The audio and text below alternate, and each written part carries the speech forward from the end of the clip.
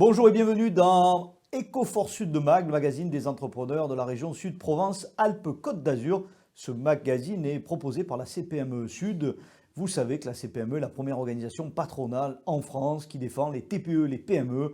243 000 adhérents, c'est dire la puissance de ce syndicat patronal.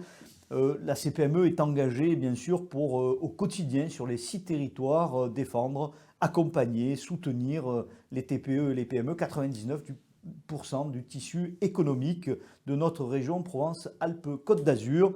Elle contribue bien sûr, ces entreprises, au dynamisme de l'économie locale. Elles emploient, elles ne délocalisent pas et c'est les risques tout. Alors suite aux derniers événements impactants, il paraissait important de placer le chef d'entreprise au centre de la médecine du travail et aujourd'hui, qu'il soit TNS ou pas, ce risque tout peut être accompagné par la médecine du travail. On l'avait vu lors d'un précédent numéro, mais aujourd'hui on va aller un peu plus loin sur les problématiques que rencontre l'entrepreneur, la prévention d'entreprise, avec sur le plateau quelqu'un qui est habitué du plateau. J'ai le plaisir d'accueillir Umberto Miranda, directeur du GIMS. Bonjour Umberto. Bonjour Alain Gargali. Comment ça va? Très bien, vous merci. Tout se passe bien, très bien pour merci. vous. Alors aujourd'hui, on avait échangé déjà lors du dernier passage sur la loi travail qui a un peu bouleversé les choses. Comment ça s'est mis en place au niveau des chefs d'entreprise qui maintenant sont inclus, ces fameux travailleurs non salariés, inclus dans la médecine du travail? En fait, il y a deux types de chefs d'entreprise. Il y a les chefs d'entreprise qui ont des salariés et puis il y a des indépendants. Le chef d'entreprise qui a des salariés, finalement, est un salarié comme un autre, donc il rentre dans un cadre de suivi tout à fait classique. Ce qui est différent, c'est en fait le travailleur non salarié.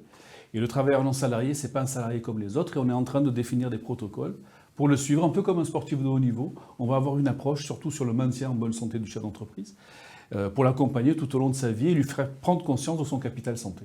Ça, je crois qu'il y a un vrai sujet, parce qu'un chef d'entreprise, vous l'avez dit, c'est comme un sportif de haut niveau. Il ne peut pas défaillir, il doit être toujours au top, et donc il faut vraiment l'accompagner.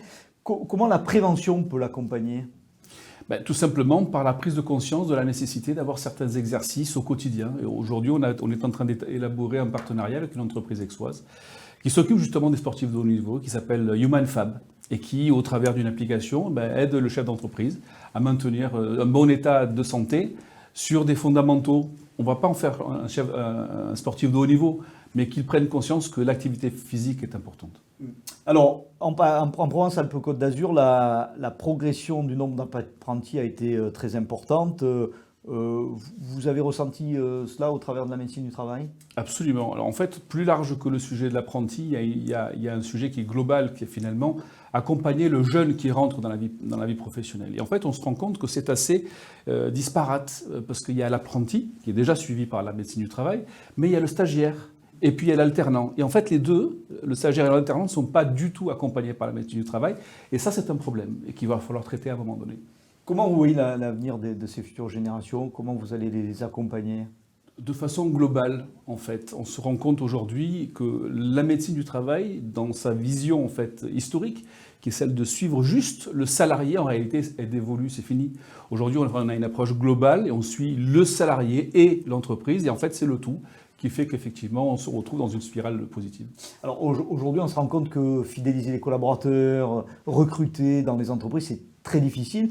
Comment la médecine du travail peut être un outil pour accompagner le dirigeant d'entreprise pour fidéliser, recruter comment vous pouvez vous positionner là-dessus? La médecine du travail aujourd'hui est un espace qui est un espace social. On passe beaucoup plus de temps au travail que dans sa propre famille ou que dans son propre domicile. Donc le but, c'est de faire en sorte qu'il soit bien. Le bien-être au travail est un fondement important. La qualité des éléments de recrutement et d'attraction est importante aussi, y compris pour nous. Lorsqu'on attire des collaborateurs, il faut qu'on soit, comme on dit, sexy et bienveillant. Et vous avez mis même peut-être à l'honneur, je crois, au travers de prix des entreprises qui correspondent à cette bienveillance-là? Exactement, exactement. Il faut valoriser l'humain, il faut le récompenser pour les efforts qu'il fait, qu'il soit salarié, qu'il soit chef d'entreprise. Et ça, c'est notre rôle, finalement, de les encourager, finalement, dans les bonnes pratiques. Alors, en quoi le GIMS est-il différent des autres organismes de santé au travail? Le GIMS est différent dans ce sens où il a une approche globale. De manière générale, la médecine du travail est assez simple, elle répond à des obligations juridiques. mais peu de services de santé au travail ont compris la nécessité de basculer et d'avoir une approche et de l'entreprise et du salarié, et c'est ce combo qui devient gagnant. Alors, sur l'accompagnement des collaborateurs, comment concrètement au quotidien vous agissez? Alors, aujourd'hui, l'accompagnement du collaborateur du GIMS ou des salariés que nous suivons? D'abord des salariés que vous suivez, et puis après on parlera du GIMS. Des salariés que nous suivons, comme je vous l'ai dit aujourd'hui, le maintien de l'emploi, la prise de conscience qu'un salarié aujourd'hui, c'est vrai pour le chef d'entreprise, mais c'est vrai aussi pour un salarié, c'est un sportif de haut niveau. Il a une longue carrière, il faut qu'il tienne dans la distance. Et donc, on essaie d'avoir une vision sur mesure, quelles sont ses attentes au regard des postes qu'il occupe, et on essaie de mettre ça en adéquation. Parce que s'il est heureux, en principe, il ne quitte pas l'entreprise. Alors justement, dans ce contexte-là, vous, au GIMS, vous appliquez cette méthodologie, j'imagine.